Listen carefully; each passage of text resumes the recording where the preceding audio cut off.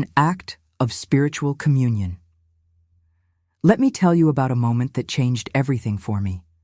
I was sitting in complete silence, feeling utterly disconnected from the world around me, when suddenly I experienced something that can only be described as pure spiritual communion.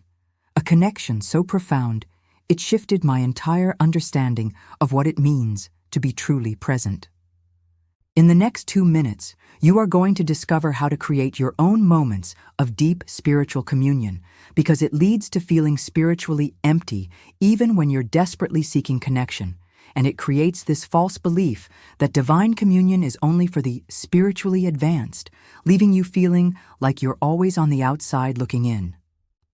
And learn the 3 essential elements that transform ordinary moments into sacred encounters with the divine. Spiritual communion isn't about doing something extraordinary. It's about being fully present in the ordinary moment you're in right now. When you consciously choose to be completely here, you open the door to sacred connection. But consider this: the most profound spiritual experiences often happen in the simplest moments. The divine doesn't require complexity, it requires sincerity.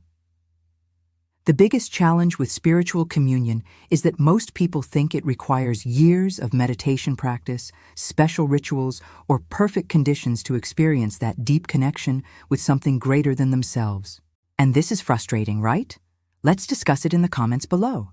I believe we can support each other in creating more moments of sacred communion. And if this resonated with you, hit that like button to help others discover this too. So, here is the first simple shift you can make. Start with intentional presence. But it doesn't stop there. The real magic happens when you also practice receptive listening. This means quieting not just your voice, but your inner commentary, your judgments, and your need to control the experience. When you approach any moment, whether it's washing dishes, walking in nature, or sitting in silence, with genuine gratitude for the opportunity to connect, you transform that moment into an act of spiritual communion. Gratitude is the universal language of the sacred. True spiritual communion happens when you become a vessel for receiving rather than trying to manufacture a feeling. And finally, the one thing that ties it all together is gratitude as a bridge. Now, you might be thinking, this sounds too simple. Shouldn't spiritual communion be more complex or mystical? And that's a fair point. The best part? You can start doing this today, right where you are, with whatever you're doing.